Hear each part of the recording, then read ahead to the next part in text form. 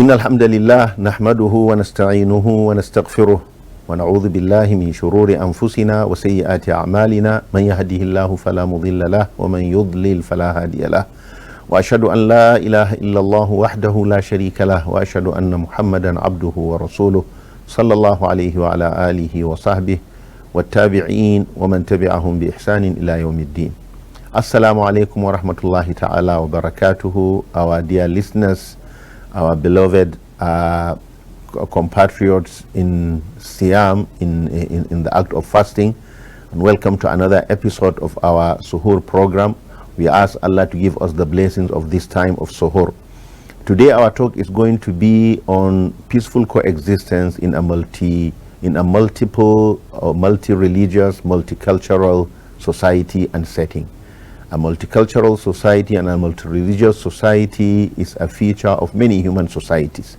Homogeneity, whereby you have people being the same, is normally is not the norm, especially in a world that has become a global village, whereby you have people of different races, different nationalities, different backgrounds, different cultures, different religions living together.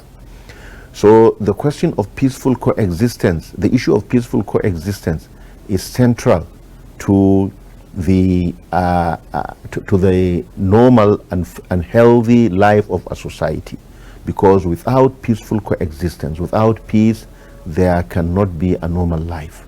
People will not be able to pursue their businesses. Children will not be able to study. Households will not be able to exist in peace. Businesses cannot exist. Industry cannot work. Even farming is not going to be possible. Therefore, we need peaceful coexistence. That is why, right from history, Allah has created human societies to be societies that are socially connected. And Allah has said He is the one who created man from a sperm drop. Then He made him to have relationships of ancestry and relationships of in-law, or the relationship through in-laws, through marriage. So this is the nature of human beings. They have to exist together. The togetherness definitely will bring people with different perspectives, with different desires, and differences are bound to arise. Based on that, Allah, He gave laws that are supposed to regulate the differences that normally and naturally exist whenever people come together. Now, in a multi-religious society, when people come together, there are certain values that are very, very essential for peaceful coexistence. And in Islam, this has been practiced, this has been operationalized, this has been handed down to us since 14 centuries ago. Because the Prophet ﷺ, when he established the first Muslim society, the first Muslim community in Medina, after the hijrah, the migration from Mecca to Medina, he established a society that had got different groups. The groups were clearly identified, and a pact was made to maintain peace and peaceful coexistence of the society based on the different groups. That pact, which is normally called the Constitution of Medina, is what has regulated the peaceful coexistence of that society and has taught to us that this is the way for us to live peacefully and to have a peaceful and healthy society. The groups that were there were clearly identified in the pact, in the treaty. The groups were 5 in number. There were the muhajirun, the immigrants who immigrated from Medina with the Prophet sallallahu alaihi wasallam, and these were Muslims. There were the helpers, those who were residents, the Ansar, who were resident in Medina before the coming of the Prophet sallallahu alaihi wasallam, and there were 2 groups.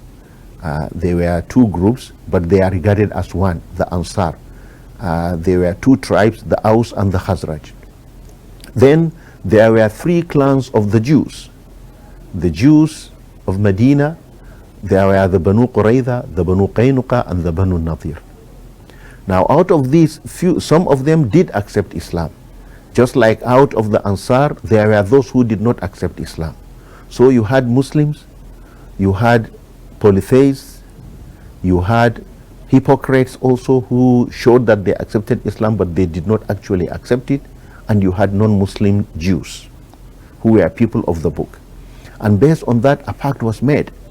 And the pact was that there will be mutual respect of one another, and there will be commitment to the protection of Medina. That is, they will join hands to ward off the general evil that was befalling the society, and they will all strive to bring good to the society, to the extent that if a member of the community of Medina, he killed mistakenly another person, and he has to pay compensation, the blood money for that, all the groups of Medina, including the non-Muslims, including the Jews, they will all contribute. And if it was a Jew who also killed another person outside Medina, and he had to pay a blood money compensation, all the groups, including the Muslims, they will contribute to pay that blood money. This is all based on the desire to live together peacefully and cooperatively. And for us to have peaceful coexistence, we have to imbibe these teachings, the teachings that show to us that we have to come together in order to achieve the common good. The common good, which is the public good, the public interest, is normally placed above the individual interest, and is normally placed above the minor group interest. The higher group interest is given prominence over the minority group interest. This is the only way you will have peaceful coexistence. And part of it is to have mutual respect with one another, so that what people hold as sacrosanct, you don't violate it, you don't desecrate it. Because if you desecrate what somebody holds dear and sacrosanct, it is an act of hostility. It is an act of creating unnecessary differences. That is why Allah Tabaraka wa Ta'ala, He commanded the Muslims that they should not denigrate and abuse the gods of the polytheists, the idols of the polytheists, because if they do that, it will make the polytheists, that is those who are ascribing partners with God, those who are worshiping idols, it will also make them to be abusing God. And abusing God is something which will create hatred, which will create discomfort, which can lead to lack of peaceful coexistence. So what will lead to anything that will bring differences, and that will bring danger points, lines of disturbance, that will bring those lines that are critical, that will break the lines that are critical to peaceful coexistence, they have to be avoided. And what we learn from the teachings of Islam regarding peaceful coexistence is accepting that people as human beings, they are worthy of respect. They are worthy of respect, and you have to respect them if you want also to have respect.